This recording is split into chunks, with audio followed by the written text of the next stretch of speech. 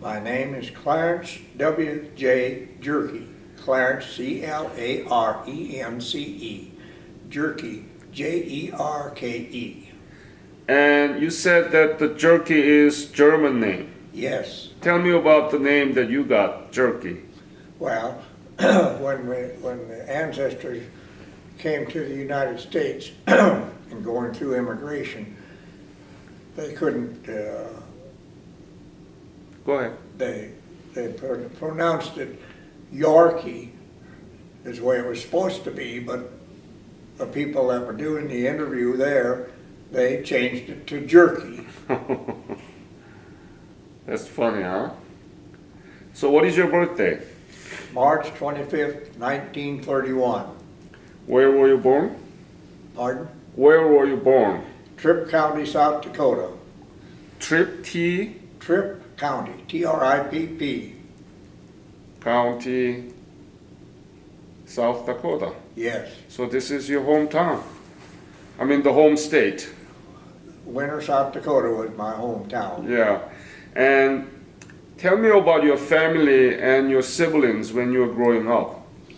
Well, my family, they came to, originally on my father's side, they came to Dakota Territory in 1860 and homesteaded down by Yankton, South Dakota, just a little north of there. And that homestead is still in the Jerke family name today, and there's still a Jerke living on it. Wow. It's from Germany?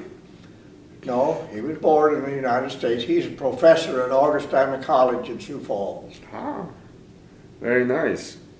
He done research and made a book on our family history. Oh my gosh. Back in them days, they all had big families. What about your siblings? Pardon? Your siblings that you grow with? Well, I just have one brother and one sister. That's it. And I lost my brother 5 years ago. Same year I lost my wife. My sister is still living. Tell me about the school you went through. A little country school, Carter, South Dakota. Mm-hmm. And the town no longer exists. It was just a one-horse town. And that's where I went to school at. And I was so blessed, all of us were, because while we lived next to the Rosebud Reservation. So we had a few Indian children coming to that school. Also, we had a rural mail carrier that was a Negro. And he had 2 boys and a girl. They came to that school. We were integrated as far as races go. Nothing ever changed. The parents always told us that color doesn't rub off. We traded sandwiches with both of them, and they traded with us. Color had no bearing on it at all. Very important, very important.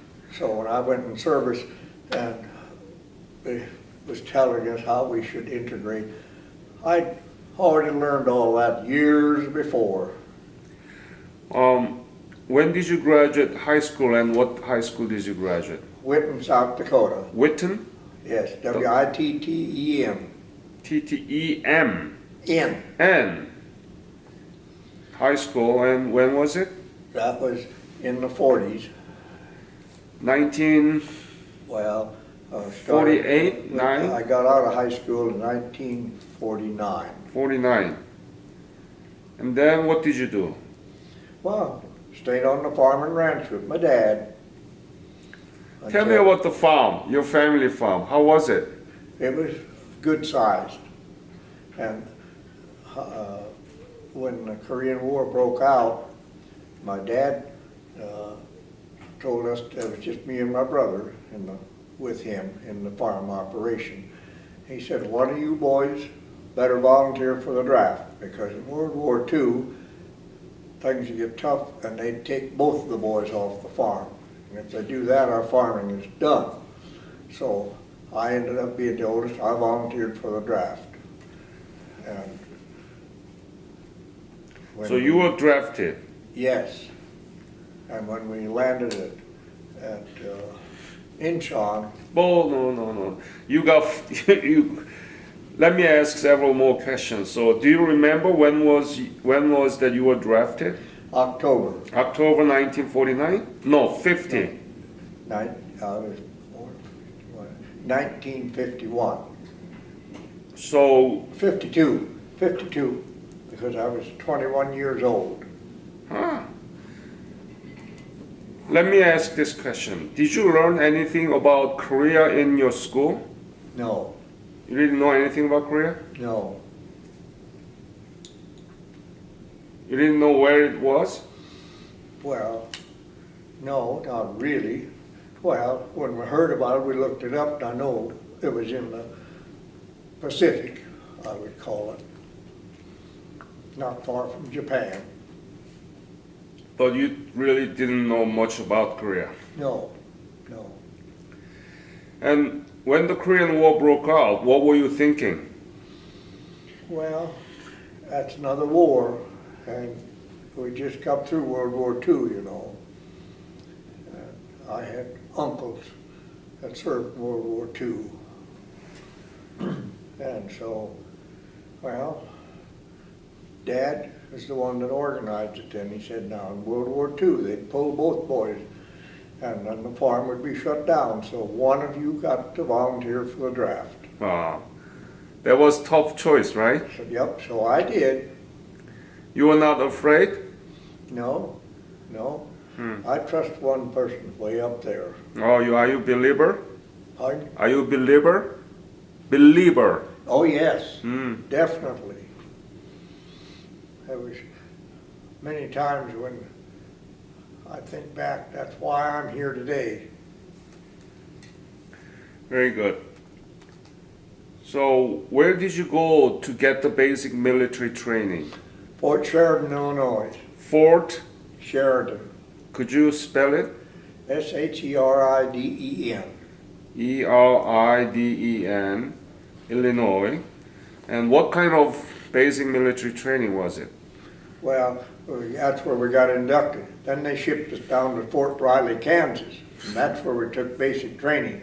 Ah, And went through infantry training, and then we got, they sent us to school for field wireman. I see. So that was your specialty. Yes. That was your specialty. Yes. Right. And then, when did you leave for Korea? It was in the spring of '53, early in the spring. Mm-hmm. I don't remember the exact date, but it was after the first of the year. But And where did you go? landed at Incheon Right away or from Japan?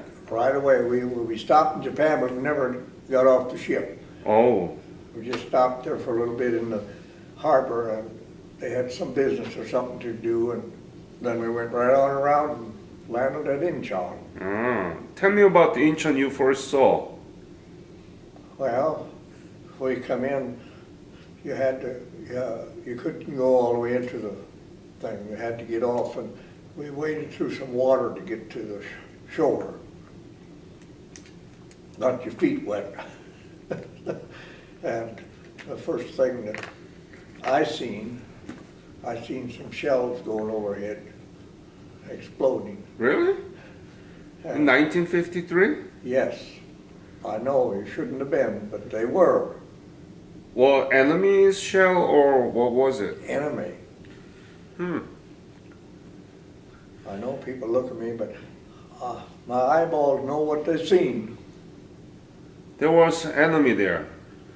Not in, Incheon No. area. no. Mm-hmm. And what are the things that you remember about Incheon now? Not a whole lot, because we stayed there, I think, overnight, and then they moved it up to where the 2nd Division was. Where was it? That was in North Korea. Do you remember the name? No, I don't. You don't? It's just 2nd Infantry Division and What was your unit? 2nd Infantry, headquarters and headquarters battery. Headquarters battery. What do you mean by headquarters battery? Well, that was the battery, we were in charge of the communications And battery for the division. regiment or company or Batteries. battalion? Batteries. Batteries, Yep, that's it. yep. And what was your rank? I ended up sergeant first class. Sergeant first class. I was only in service 21 months total time. And tell me about the headquarters. How was it and where was it located? Is it in the west side, right? Yeah, Or east side? west side. West side. Yep, not far from shore. And we were into Korea, I suppose 40 or 50 miles into North Korea, where we were set up at. We had squad tents and small tents, everything. And I ended up an old captain from World War II, the commander of that unit, and he liked me for some reason. And I had taken field wireman training in basic training, and so he started promoting me. And I ended up being communications chief, 2nd Division, and 2nd Infantry Division. And I ended up being responsible for all the communications.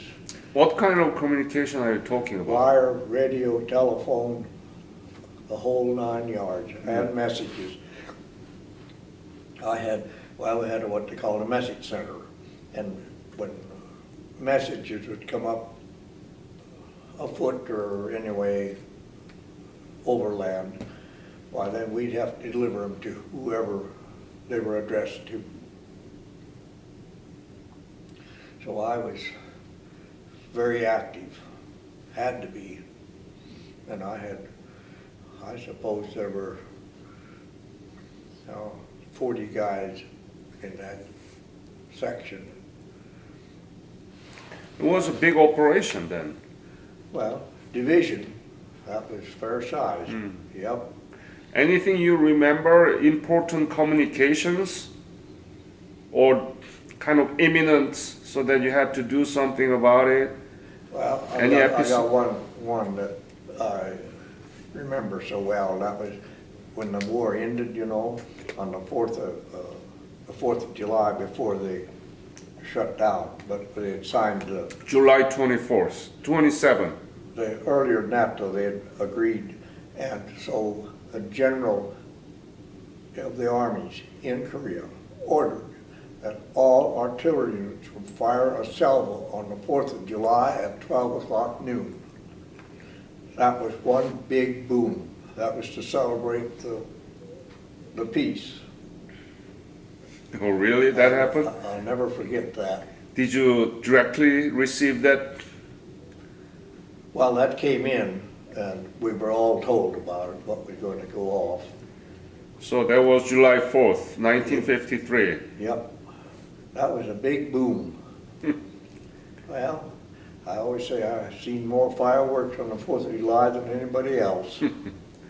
I've heard more, because all the artillery units all across the line fired at exactly 12 o'clock noon. That's a lot of artillery.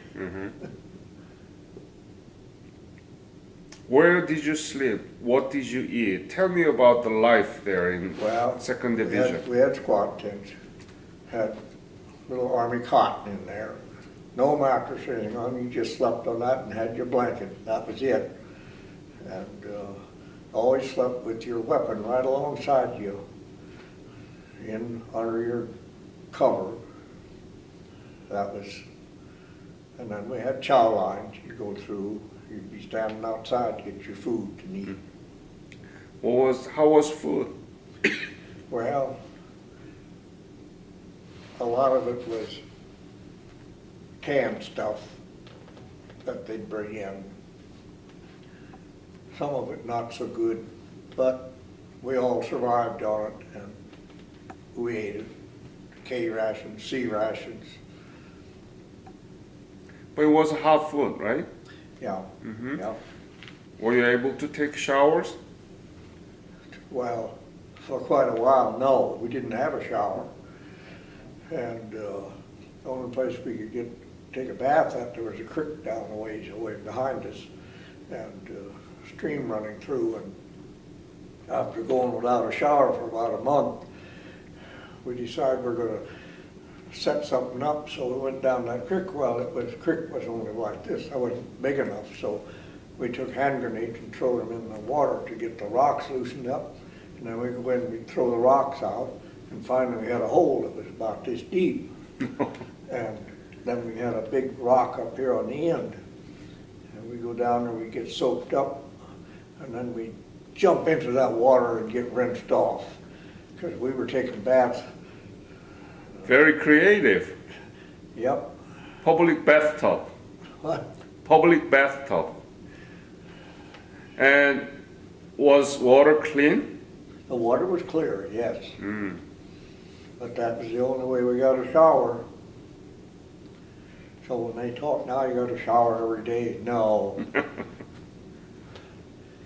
You go that many months without taking a shower, you survive without it. Well, I had a doctor tell me one time, if people would go back to what they learned when they were kids, take a shower once a week, they'd be a lot healthier. Oh, is that Because right? they get washed all that oil out of their skin when they shower every day. That's not good for you. And then they come down to the doctor, oh, my skin is dry, they gotta get oil to put on. It's not necessary. I grew up on a farm, and back in them days, Saturday night was bath night. So you'd be ready for church Sunday morning. What was the distance between the front line and your headquarters?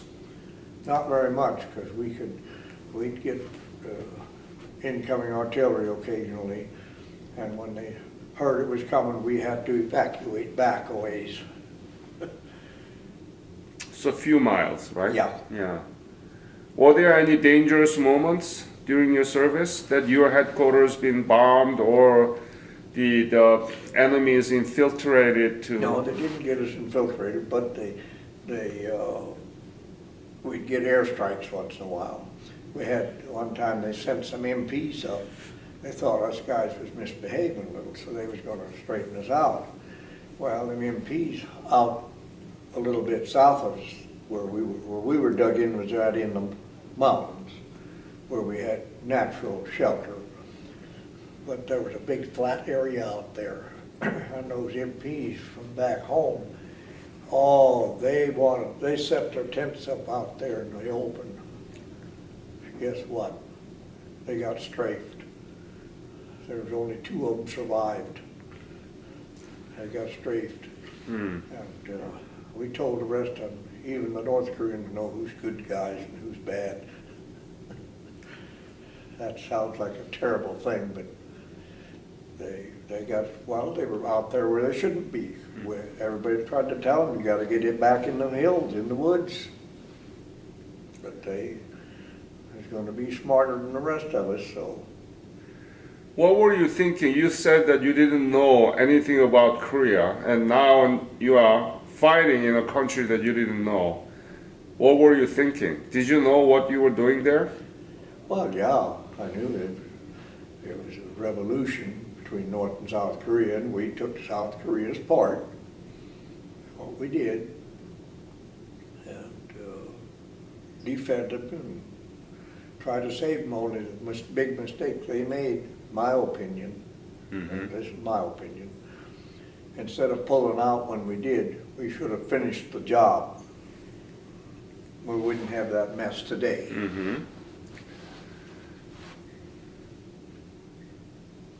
What was the most difficult thing during your service in Korea? Well, laying wire lines when we'd be moving up or something, and tanks would go ahead, and every time they crossed the laying wire line, you knew you had to replace it or repair it. It got some interesting, and we learned one thing. When the tanks were moving up, if it was cold, you get behind that tank right close, and that hot air coming off that tank, you could stay warm. So there was a moving mobile heating system. Yeah. Yeah. But do you have to work outside too? Because you are in charge, the communication chief. Mostly you worked inside of the office, right?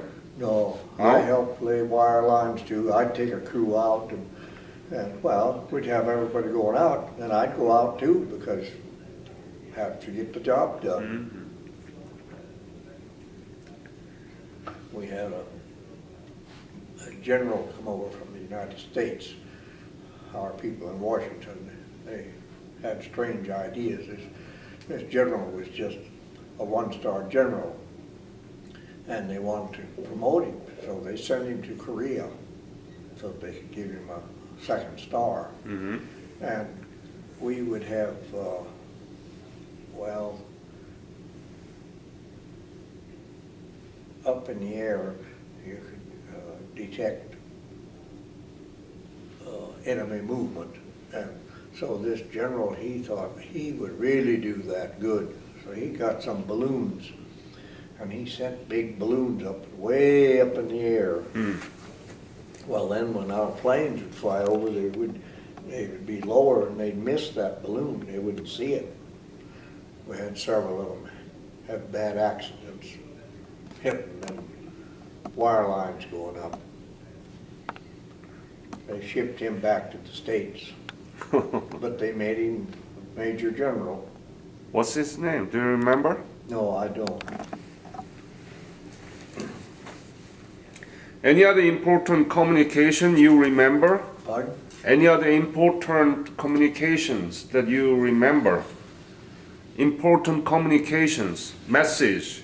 Well, not that I remember.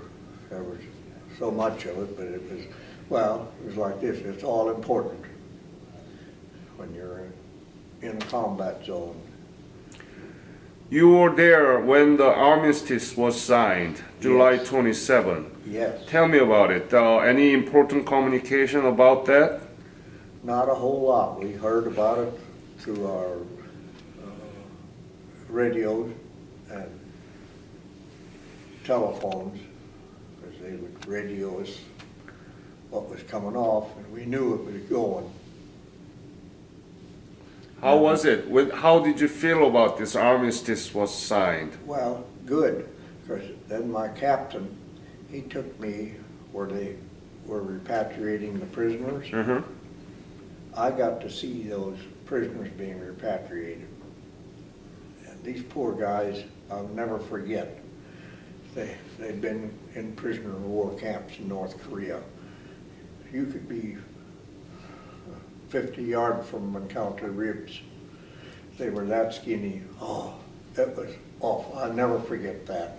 The sight of those guys coming out and turning them over to the United States forces.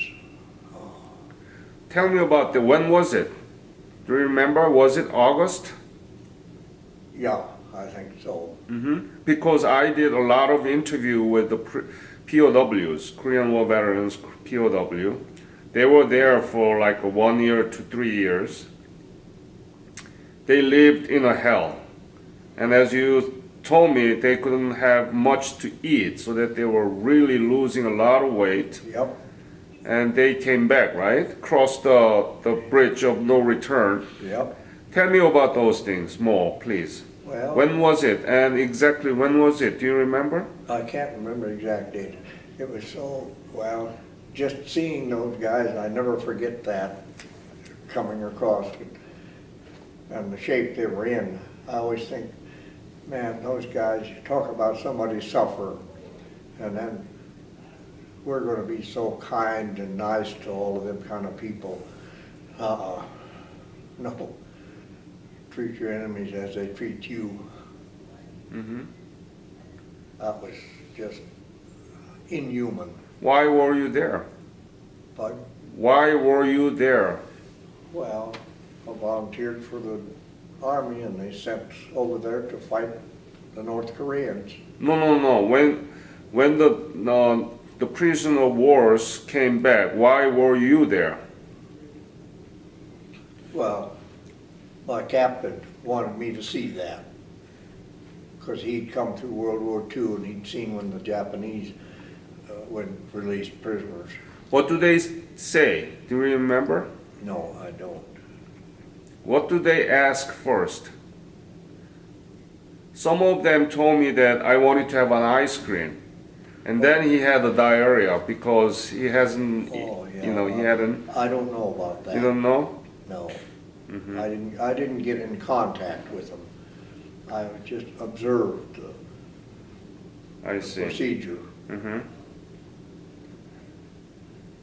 And any Koreans that you work with? Oh, yes. Tell me about them. There was some South Korean, there's one Kim Ki-tak. I'd never forget him. He was the best pole climber. There ain't a squirrel or a monkey could out-climb him. He put his spurs on, what we called them, climbers, and he'd go up a pole, and everybody else, you had a belt you put around the pole to hold you up there. He'd just cock one leg around the pole like this, and he'd do what he had to do, and when he got done, he'd just kick his legs out, and he'd just go down that pole like that. He'd get close to the bottom, he'd put him in, and he'd squirt. And he was, there were no GI wireman that I ever had that could even come close to climbing like Was that. he soldier? Yep. Katusa? Kim Ki-tak. Kim Gi-taek, but was he Katusa or Korean military? He was Korean military. Well, we trained him. He was, what they call him, K-songs or something. Anyway, we had a nickname that they were called. Mm. What was his rank? He was just a private, Private? yeah. And He wasn't an officer because I had him, he was a wireman. Well, he was helping us being a wireman, and he knew how to climb poles, lay wire, and that's what they had to know. were there any other Koreans? Oh, yeah. Kim Ki-tak, Kim Song-soo, Joe Song-soo. There were more, but I can't remember all of them, but they were all good. But this one was just outstanding. Any other Korean boy worked in your tent or concert? We would have some Korean kids that come up and to do laundry. They would take it and they'd take it down to the creek. Put some soap on it, rinse it in the water, and there's your laundry, that's done. Do you think they were smart? They were working diligently or? Well, they were getting meals because we'd feed them, Uh-huh. and that attracted them, and they'd come up and do that kind of things for us. We appreciated it. Did you pay them? Yes, we gave them a little money. We didn't have much money because that was not something that we got much of. But we'd share, we'd give them some. And had you had a chance to go around Seoul City? Did you see No. Seoul? No. You never see Seoul? Yeah, I'd seen Seoul when I first got over there. When I got to the outfit, they had me drive truck for a couple of weeks, make supply runs down to the rear and bring stuff up. So I got to drive a big 6x6 truck down there, because when I was in basic training, they had, one morning they said, you, you're gonna take a driver's test. So when in Kansas, I took the test and I passed the CDL test, commercial driver's license. Mm-hmm. So, and that was on my record. So when I got over there, oh, you know how to drive a truck. We need a truck driver. They had me do that for a while. And you had a chance to see around Seoul. Well, where we'd pick up supplies. How was it? How was Seoul? Congested. It's the best I can say. Congested, just Congested with what? people. Because a lot of them, I think, had fled out of North Korea and congregated in Seoul. How did they look? Well, they looked a little bit hungry, but Well, it's something you didn't judge. This is war, and war is hell. The only thing that irritated us, we would get loaded up and there'd be a convoy of us and driving down the street, heading back for the front. And some of these Koreans would run alongside the truck because we'd driving slow. And they'd grab a hold of the back and one of them would jump up in the box and he'd start throwing stuff out. We needed that up there. We didn't need it in South Korea. So we'd finally put a man back there in that truck with an M1 rifle. And when them fingers come over that tailgate, there's some short-fingered South Koreans over there. Mm-hmm. Because you'd come down on that. Yeah, they needed those. They were hungry. They needed all the necessities. They'd So, take anything they could get out of that truck. yeah. When did you leave Korea? Pardon? When did you leave Korea? Well, I came home in, what was it? Yeah, 50, well, I went in 52, 54. Yeah, you went to I there was only 1953. I was only in service total time 21 months. Mm-hmm. Have you been back to Korea? No, I had an opportunity. I could have signed up, and then they got to getting nasty over there again. And I thought, I've been through enough of that. I don't need to go over there and go through that again. But I was offered the opportunity to fly me back and tour. I thought, That's a Korea Revisit program run by Ministry of Patriots and Veterans Affairs of Republic of Korea. yeah. Do you know how Korea has advanced in their economy and democracy? South Korea, everything I've heard, and I've kind of kept track, I wouldn't recognize it anymore because it has really changed. Who told you about that? Or did you see it from TV or did you read? I've seen some from TV, and then there was guys that come back from over there. They told me you wouldn't believe it, how nice it is. What did they tell you? More detail, please. Well, just that everything is modern now. They've got better streets and roads and housing. Everything is nice. So, the Korea what you saw in 1954 when you left, Korea was not really good, right? That's right. Yeah. Now it's the 11th largest economy in the world. Can you believe that? Yeah, I can believe that. Yeah. I've heard that because I follow that. So don't you think it's a big success? Well, yes. Only it could have been all of North Korea could have been my loose. Exactly. If we would have followed through after we went that far and lost 35,000 American lives, we should have finished the job. But why it's been known as Forgotten War? I don't know, because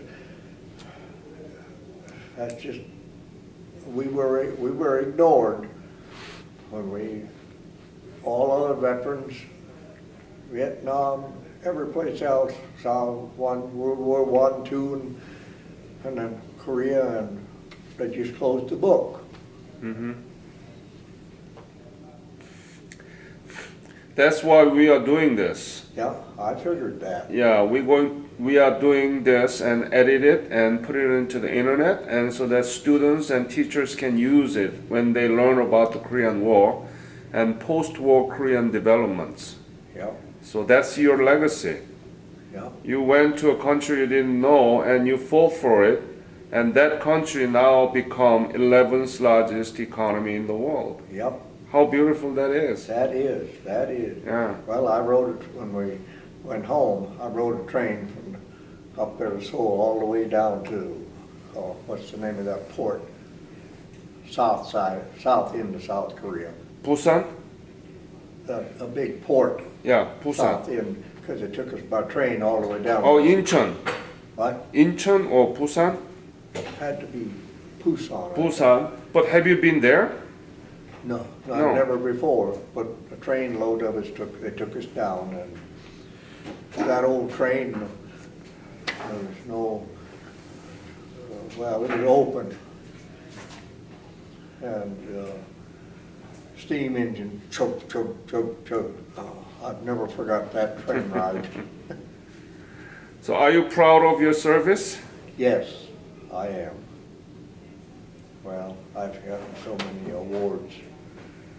Tell me about it. Well, I've got here last year, they gave me that South Korean Presidential Award, which is a big one. I got a big thing on my wall. And then I've gotten 2 Bronze Stars and several other decorations. But I don't stand around and brag about them. I just want to, that's me. You accomplish it, you've done your job, and you do the best you can, because that's the way I was taught farming from my dad. And I'd always told us boys, do a good job of farming, you don't have to brag about it, your neighbors will. Do you want to know any other message to leave to this interview? Well, I'm thankful that I was able to serve and save a lot of people's lives.